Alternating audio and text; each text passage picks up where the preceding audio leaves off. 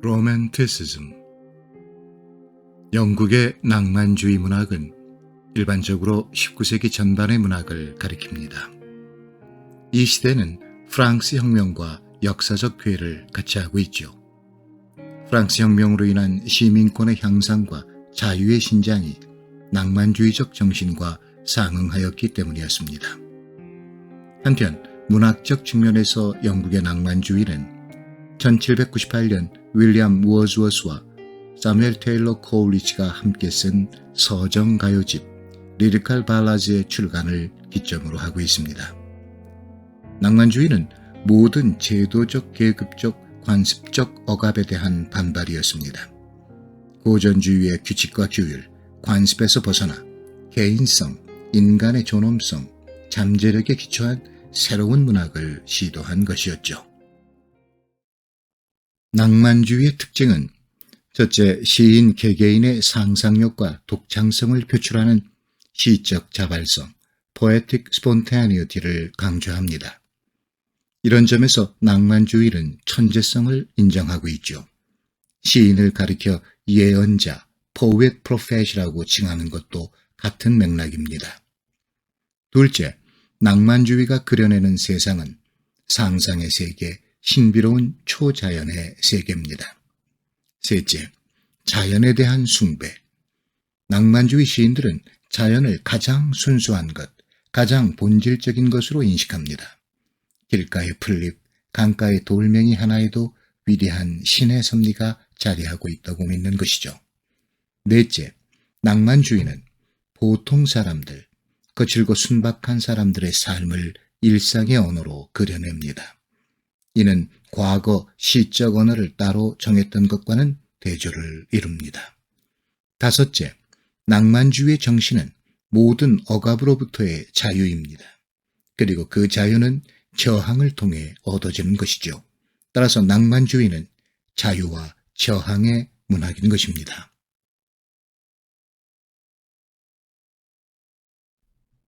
낭만주의 시대는 시의 시대였습니다.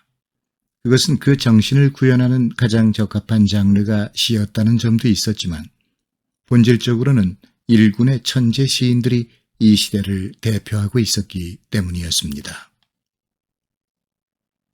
윌리엄 블레이크는 시인이었을 뿐 아니라 화가이자 판화 작가이기도 했습니다.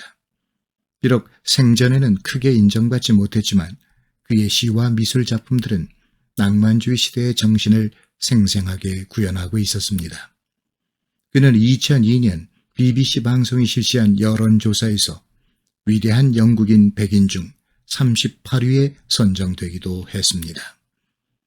블레이크의 초기 작품 천국과 지옥의 결혼, The Marriage of Heaven and Hell에서 그는 엄격한 종교적 교리에 대한 저항의 의식을 보여줍니다. 작품 속의 악마는 종종 신에 저항하는 영웅의 모습으로 그려집니다. 마치 존 밀턴의 신라관 패러다이스 로스트에서 작가의 의지와는 다르게 사탄이 신과의 이길 수 없는 전쟁에 나선 저항의 화신으로 인식되는 것을 연상시킵니다. 그러나 후기 작품들에서 블레이크는 희생과 용서를 통한 구원의 이미지를 다양한 상징을 통해 그려내고 있습니다. 1803년경에 쓰여진 그의 시 순수의 조짐, Auguries of Innocence 첫 연에서 블레이크는 자연에 대한 숭배, 영혼에 대한 갈구를 보여줍니다. 모래알 하나에서 세상을 보고 들꽃 한 송이에서 천국을 보고 당신의 손바닥에 무한을 쥐고 찰나의 순간에 영혼을 잡으라. To see a world in a grain of sand, and a heaven in a wild flower, hold infinity in the palm of your hand, and eternity in an hour. 다음은 블레이크의 대표적인 상징시 병든 장미를 소개합니다. 오 장미여, 그대는 병들었도다. 보이지 않는 벌레가 으르렁거리는 폭풍우 속을 밤동안 날아 그대의 진홍빛 환희의 침상을 발견하고 그 어둡고 은밀한 사랑으로 그대의 삶을 파괴하도다. 상징성 짙은 그의 시 병든 장미는 한편의 시가 읽는 사람의 마음속에서 얼마나 다양하게 변주되고 다채롭게 해석될 수 있는가를 보여줍니다. 병든 장미, 보이지 않는 벌레, 환희의 침상, 은밀한 사랑 등의 표현은 독자들의 개인적 경험, 마음의 상태에 따라 여러 가지의 의미를 지니게 되는 것이죠. The sick rose.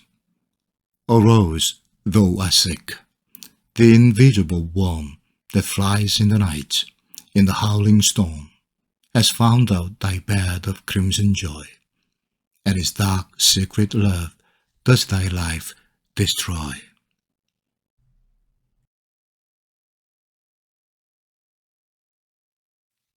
인간과 자연의 시인 윌리엄 워즈워스. 그는 소박한 사람들의 삶을 너무도 단순하고 일상적인 언어로 아름답게 묘사합니다. 그의 말처럼 시인은 사람들에게 말하는 사람입니다. 그래서 시인의 언어는 쉬워야 합니다. 아름다워야 합니다. 시인은 보다 활기에 넘친 감수성을 부여받은 사람입니다. 그 감수성으로 감동을 주고 깨달음을 주어야 하는 것이죠. 그러기 위해서는 인간의 본성을 누구보다 잘 알아야 하고 보다 포괄적인 영혼을 갖고 있어야 한다는 것. 그것이 워즈워스의 시론이었습니다. 워즈워스는 하늘의 무지개를 보면서 가슴 뛰는 설렘과 경건함을 느낍니다. 그리고 자신의 삶이 언제나 자연 속에서 한결같기를 염원합니다. 하늘의 무지개를 바라보면 내 마음은 뛰노라. 내 어린 시절에도 그랬고 어른이 된 지금에도 그렇다. 늙어도 그러하기를. 그렇지 않다면 차라리 죽으리라. 아이는 어른의 아버지.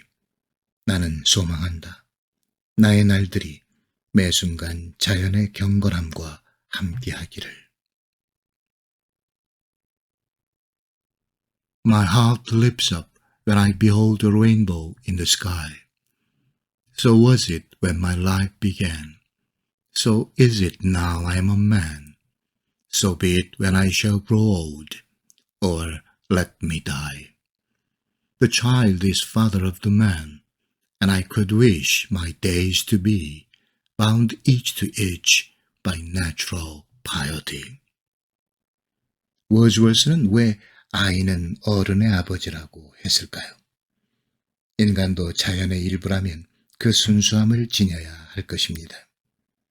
그럼에도 세월이 흐르면서 그 순수함을 잃고 무지개를 바라보며 가슴 뛰는 설렘마저 잃어버린다면 그것은 파괴된 자연, 차라리 죽음이지 않을까요? 그래서 그는 잃어버리지 않은 순수함을 지닌 아이를 인간의 원형으로 보고 있는 것입니다. 그렇게 그는 인간도 경건하고 소중한 오염되지 않은 자연이기를 갈구합니다. 순수한 자연의 아름다움을 묘사하고 있는 나는 구름처럼 떠돌았다라는 제목의 워즈워스의 시 한 구절을 더 소개합니다. 나는 구름처럼 외로이 떠돌았다. 계곡과 언덕을 떠도는 구름. 그때 갑자기 나는 보았다. 한 물이 한 무더기의 황금빛 수선화를. 호숫가 나무 밑에서 그것들은 미풍 속에 떨며 춤추고 있었다. I wandered lonely as a cloud that floats on high over vales and hills, when all at once I saw a crowd, a host of golden daffodils, beside the lake, beneath the trees, fluttering and dancing in the breeze.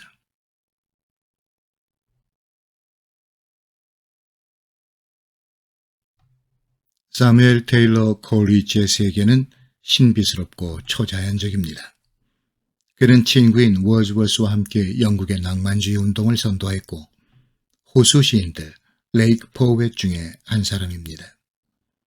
콜리지는 시인이었고 철학자였으며 문학 비평가였습니다. 그가 쓴 비평서 문학평전은 낭만주의 시대의 대표적 산문이었으며 셰익스피어 평론의 시발점이기도 했습니다. 또한 그는 독일의 이성 철학을 소개함으로써 이후 미국의 에머슨과 그에 의해 체계화된 미국적 사상 초월주의에 큰 영향을 끼치기도 했습니다. 서정가요집에 수록된 그의 시 노수부의 노래 The Rime of the Ancient Mariner는 오랜 항해에서 돌아온 한 수부의 이야기입니다. 그는 누군가의 결혼식에 하객으로 참석하려는 한 남자를 불러세우고는 자신의 이야기를 시작합니다. 그 하객은 이야기가 진행됨에 따라 다양한 감정에 빠집니다. 처음에는 흥미로워하다가 점점 짜증이 나고 때론 두려움에 빠지며 매료되기도 합니다. 폭풍을 만나 조난을 당한 수부의 배는 남극해 어딘가에 갇히게 됩니다. 그리고 그는 거대한 바닷새 알바트로스를 보고 화살을 날립니다. 신령의 노여움을 산 그 배는 적도 근처 알 수 없는 어떤 곳에 갇히게 됩니다.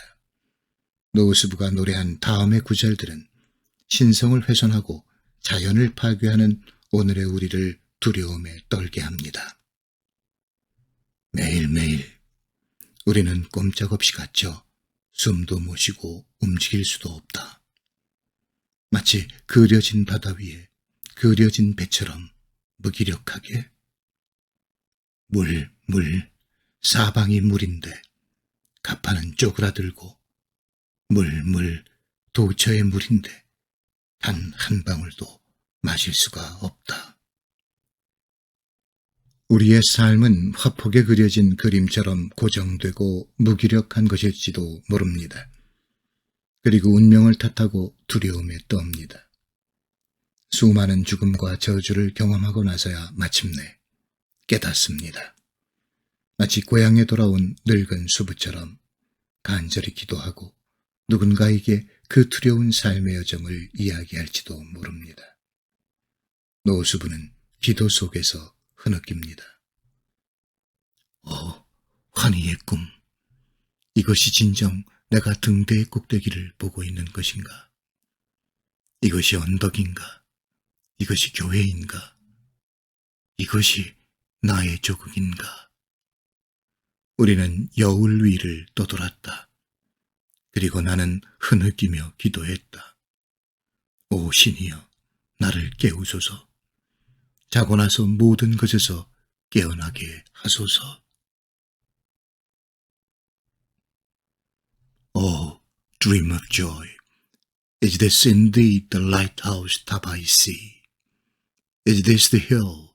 Is this the kirk? Is this mine own country? We drifted over the harbour bar, and I with sobs did pray, Oh, let me be awake, my God. Let me sleep always.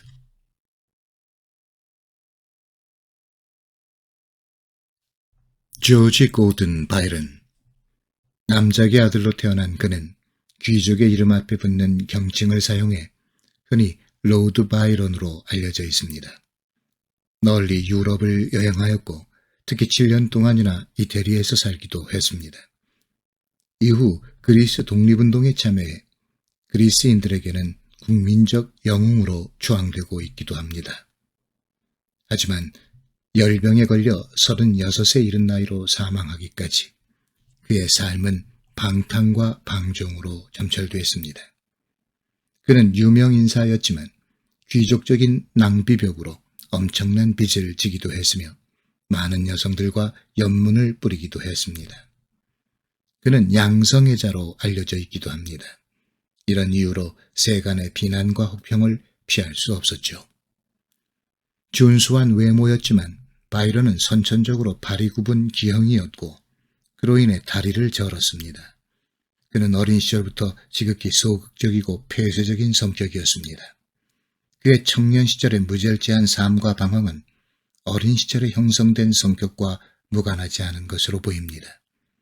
그는 지극히 반항적이고 저항적인 사상을 지니고 있어서 문학 용어로 바이런적 영웅, 바이로닉 히어로라는 말은 맹렬한 저항의식에 사로잡힌 아웃사이더를 가리키는 것이 되었습니다.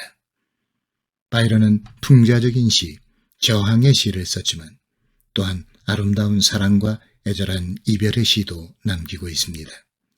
그의 대표적인 돈 주앙은 그의 죽음으로 완성되지는 못했지만 밀턴의 신라권 이래 영어로선 가장 뛰어난 시로 여겨지고 있습니다. 다음에 아름다운 여인의 모습을 그린 그녀는 아름답게 걷는다, She walks in beauty 라는 시를 소개합니다. 별이 충청한 구름 한 점 없는 밤하늘처럼 그녀는 아름답게 걷는다. 가장 멋진 어둠과 빛은 모두 그녀의 얼굴과 눈 속에서 만나고 빛나는 낮의 하늘은 주지 않는 부드러운 빛으로 은은히 깊어진다. She works in beauty like the night of cloudless climes and starry skies, and all that's best of dark and bright meet in her aspect and her eyes, thus mellowed to that tender light which heaven to gaudy day denies.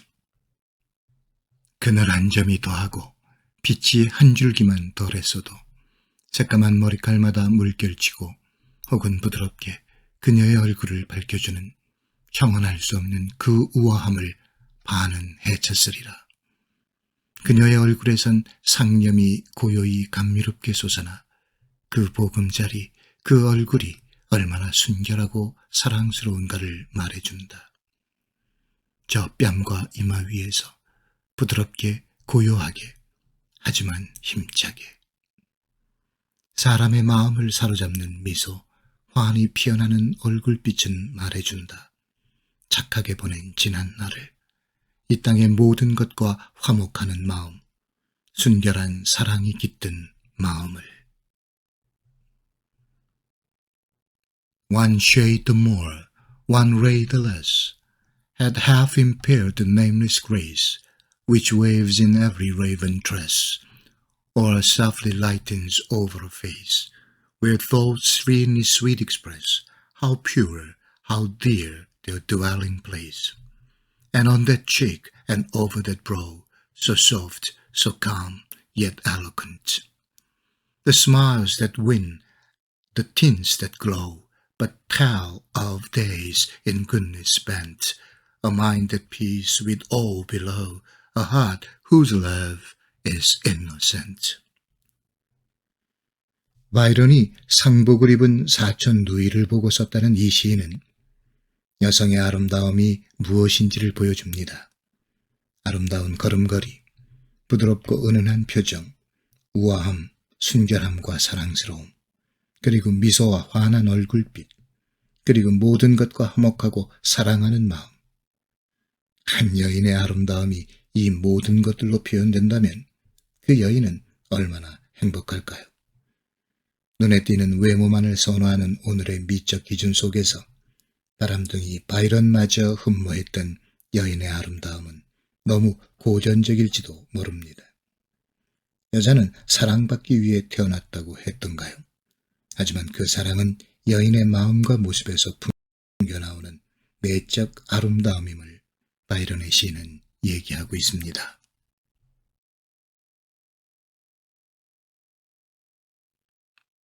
퍼스비시 셸리. 30살의 나이로 요절한 천재시인 셸리. 그는 기존의 관습, 제도, 종교에 대해 맹렬한 비판을 가한 극단적 이상주의자였습니다. 살아서는 그다지 인정받지 못했지만 죽은 후에 그에 대한 평가는 꾸준히 높아졌고 오늘날의 독자들에게도 사랑받는 시인이 되었습니다. 당시 대부분의 출판업자들은 셸리가 신성 모독이나 반란 혐의로 체포될 것을 우려해 그의 시를 출판하길 꺼렸습니다. 따라서 그의 시는 주로 지하에서 골수 독자들에 의해 암송되었다고 합니다. 또한 경제나 도덕에 대한 그의 파격적인 개념들은 칼 마르크스에게 영향을 미치기도 했고 비폭력적 저항을 옹호했던 초기의 작품들은 톨스토이와 마하트마 간디에게까지 영향을 주었습니다.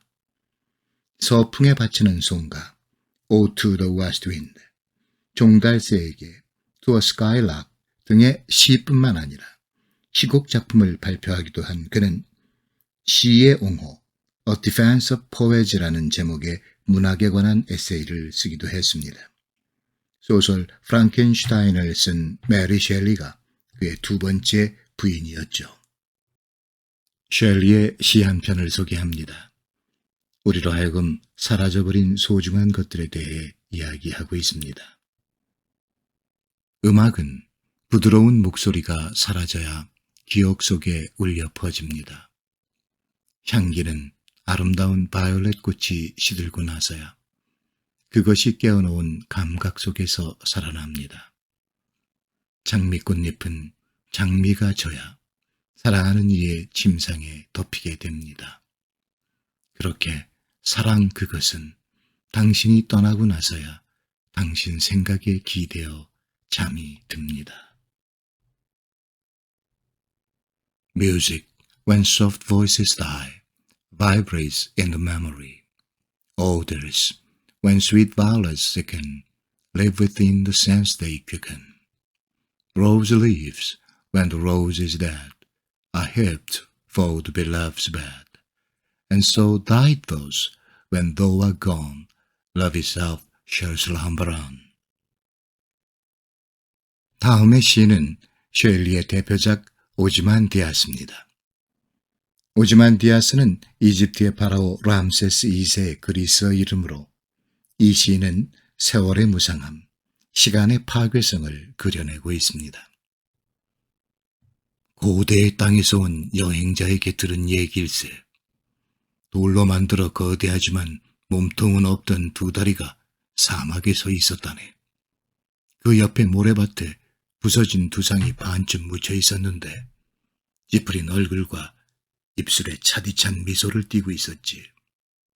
그것들은 조각가가 자신의 손과 마음을 바쳐 죽은 돌덩이 위에 새긴 열정이 아직도 생생하게 살아남아 드러나고 있음을 말하고 있었어. 그리고 그 주춧대에는 이렇게 적혀 있었네. 내 이름은 오즈만디아스, 왕 중의 왕이라. 이 몸의 위협을 보라, 강한 자들아. 그리고 절망하라. 하지만 그 곁엔 아무것도 없었네. 무너져 닳아버린 그 거상의 곁에는 외롭고 한결같은 모래밭이 그저 머나먼 곳까지 끝없이 펼쳐져 있을 뿐. I met a traveler from an antique land who said, two vast and trunkless legs of stone stand in the desert. Near them on the sand, half sunk, a shattered visage lies, whose frown and wrinkled lip and sneer of cold command tiled a sculptor while those passions red, which yet survive, stamped on these lifeless things, the hand that mocked them and the heart that fed. And on the pedestal these words appear, my name is Ozymandias, King of Kings. Look on my works, you mighty, and despair. Nothing beside remains, round the decay of that colossal rock, boundless and bare, the lone and lover's sand stretch far away.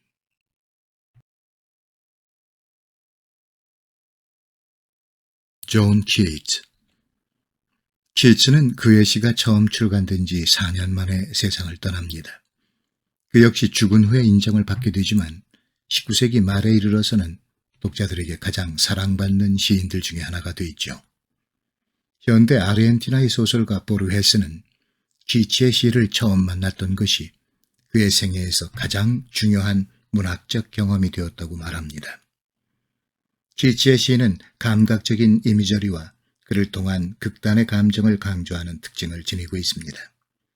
뛰어난 음악성과 언어적 기교로 죽음에 대해 이야기하는 그의 시는 오늘날 많은 독자들의 사랑을 받고 있으며 그의 시와 서신들은 문학적인 측면에서 꾸준히 분석되고 있습니다. 푸시케에게 바치는 송가, Ode to Psyche, 나이팅게일에게 바치는 송가, Ode to a Nightingale, 그리스 유골 단지에게 바치는 송가 Ode to a Grecian 등의 시를 썼습니다. 특히 셰익스피어 소넷 형식의 빛나는 별이여는 사랑에 대한 염원, 영원 불변의 세계에 대한 낭만적 동경과 갈구를 표현하고 있습니다. 빛나는 별이여, 내가 너처럼 한결같을 수 있다면 밤하늘 높은 허공에 매달려 있으면서도 외롭지 않고 마치 자연의 끈기 있고 잠들지 않는 은둔자처럼 순수한 목욕의 의식을 행하는 사제의 의무처럼 영원히 눈을 뜨고서 지켜볼 수 있겠지. 인간의 해안을 감싸두는 일렁이는 파도를, 아니면 산과 평야 위에 부드럽게 내려 쌓인 눈을. 하지만 여전히 한결같고 여전히 변하지 않는 것. 내 사랑하는 여인의 농익은 가슴을 베고 누워 그 불안한 초조 속에서 영원히 깨어 그 부드러운 오르내림을 영원히 느끼는 것. 여전히 그녀의 부드러운 숨소리를 들으며 그렇게 살고 싶어. 그렇게 할 수 없다면 차라리 질식해 죽는 수밖에. 하늘의 찬란한 별처럼 영원하기를 바라는 마음. 하지만 시인이 원하는 별은 높은 하늘에서 만물이 움직이는 것을 굽어보는 별이 아닙니다. 그것은 사랑하는 여인의 품에 안겨 느끼는 그 평화로움 속에서 변하지 않는 영혼을 살고자 하는 간절한 소망의 별입니다. 키츠는 사랑하는 여인이 있었지만 늘 병약하여 그녀와 결혼할 수 없었습니다. 그래서 그랬을까요? 간절한 바람을 성취하는 것보다 작은 소망 속에 숨 쉴 수 있는 소박한 갈망. 그래서 이 시는 더 가슴 아픕니다. 찬란한 별이 작은 행복으로 바뀌는 마술과도 같은 시입니다. 하지만 시인은 어쩔 수 없는 마지막, 죽음을 마음속에 품고 있을지도 모릅니다. 그것이 결국 인간의 삶이니까요. Bright star, would I were steadfast as the war, that in lone splendor hung aloft the night, and watching with eternal lease apart, like nature's patient, sleepless eremite, the moving waters at their priest-like task of pure ablution round earth's human shores, or gazing on the new soft fallen mask of snow upon the mountains and the moors. No, yet still steadfast, still unchangeable, pillowed upon my fair love's ripening breast, to feel forever its soft sweat and fall, awake forever in a sweet unrest.